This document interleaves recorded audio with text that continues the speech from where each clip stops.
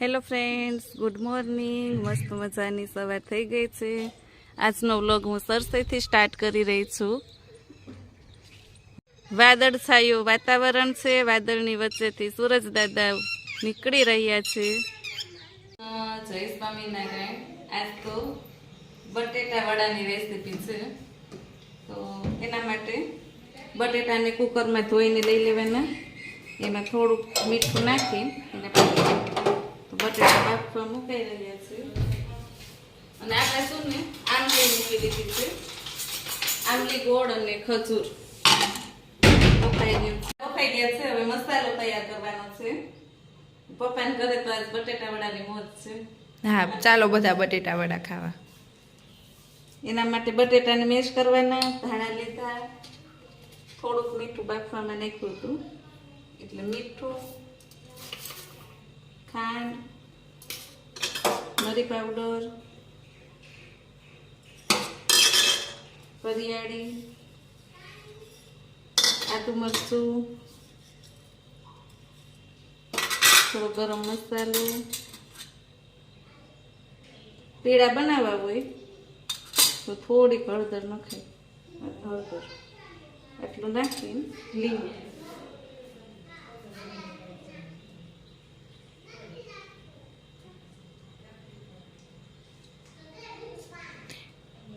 દીદી મસાલો તૈયાર કરે છે અને અહીંયા તેલ ગરમ કરવા મૂકી દીધું છે.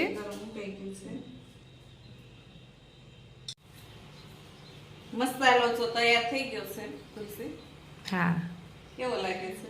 બહુ મસ્ત થયો છે ટેસ્ટમાં પણ. એને આવી રીતે ગોળી વાળી બધાય વડા તૈયાર કરવાના છે. આજે તો બટેટા વડાની મોજ છે. ફાડા લાપસી બનાવવાની છે. સુરતી ફાડા લાપસી, એની પણ રેસીપી આપશું. હા, એ બતાવીશ.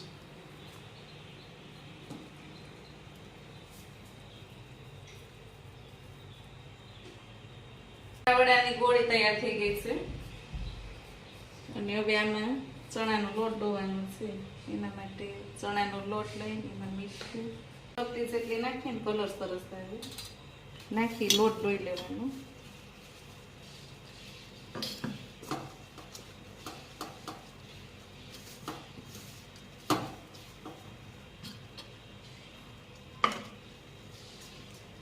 આ લોટ થોડોક ઘાટો રાખવો પડે એટલે લોટ બટેટા વડાને બરાબર ચોટી છે. આ લોટ ડોવાઈ જાય ને ચપટી સોડા અને સોડાની ઉપર થોડુંક લીંબુ નાખી મિક્સ કરવાનું. બરાબર મિક્સ કરવાનું.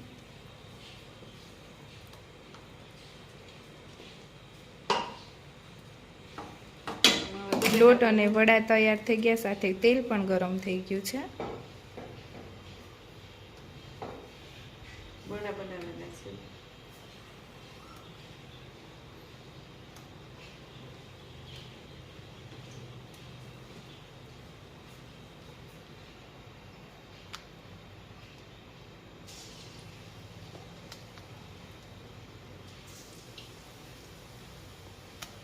વડા તળાઈ રહ્યા છે.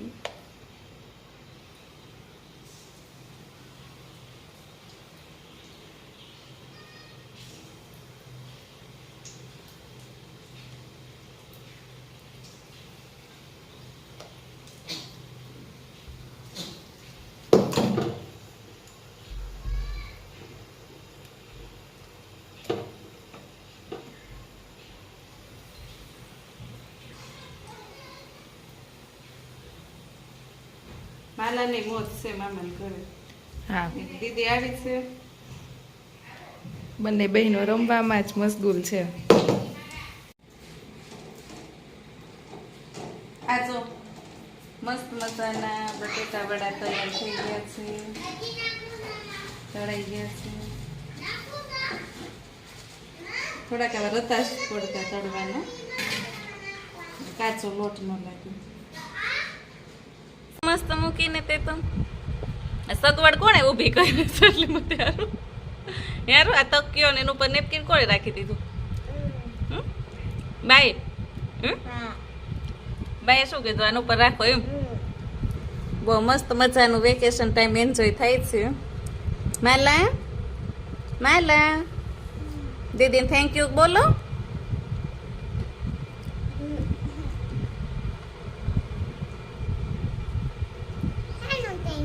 તને મહેંદી મૂકીને એને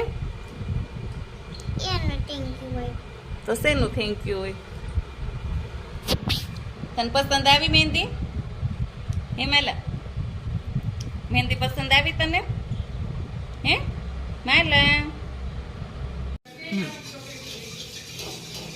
શેની રેસીપી આપવાની છે હવે તો ફાડા લાપસી બનાવું છું એના માટે ઘી લેવાનું એમાં ઘઉંના ફાડા છે સુરતી લાપસી કહેવાય ગુજરાતીમાં ફાડા લાપસી હા એને આવી રીતે શેકવાની અને આના માટે પાણી ગરમ મૂકવાનું છે જે વાટકીન માપથી ફાડા લીધા હોય ને એનું 3 ગણું પાણી મૂકવાનું 3 થી 3.5 ગણું લોહીયામાં બનાવીને એટલે થોડુંક વધારે જોઈએ અને આ ફાડાને શેકવાના છે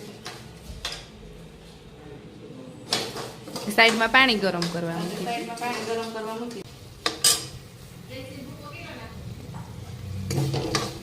આ જો ફાડા શેકાઈ રહ્યા છે બરાબર ફૂલી ગયા છે પણ આને બરાબર શેકવાના આનો કલર ચેન્જ થાય ને ત્યાં સુધી આ બાજુ પાણી ગરમ કરવા મૂકી દીધું છે શેકાઈ ગયા છે બ્રાઉન થાય ત્યાં સુધી શેકવાના હોય ને કલર ચેન્જ થઈ ગયો હવે એમાં ગરમ પાણી એડ કરવાનું થોડું થોડું કરીને એડ કરવાનું ને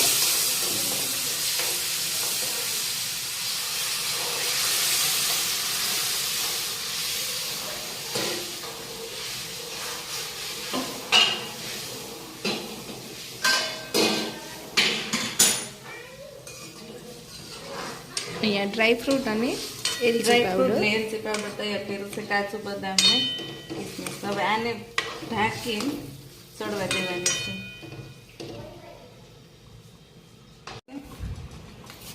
પછી ખાંડ નાખવાની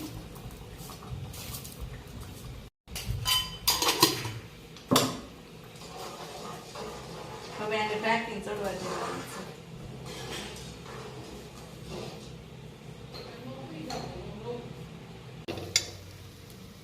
પાણી નાખ્યા પછી લગભગ 15 મિનિટ ધીમા ગેસે આ ફાડા લાપસીને ચડવા દીધી હવે એમાં કાજુ બદામ અને કિસમિસ ડ્રાયફ્રૂટ નાખ્યું થોડુંક ઇલાયચી પાવડર નાખ્યો બરાબર મિક્સ કરી હલાવી લેવાનું સરસ આપણી લાપસી બફાઈ ગઈ છે એકદમ ધીમે ધીમે હિંચકાવો ચલો માલા અને આરુ ભવ્યને હિંચકાવે છે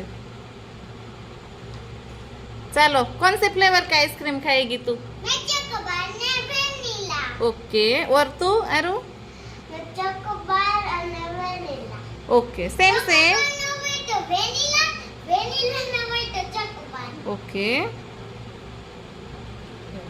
શું ખાય છે બેટો કેન્ડી કેન્ડી કેવી લાગી યમ્મી હે નમસ મસ્ત લાગી આ તો તમે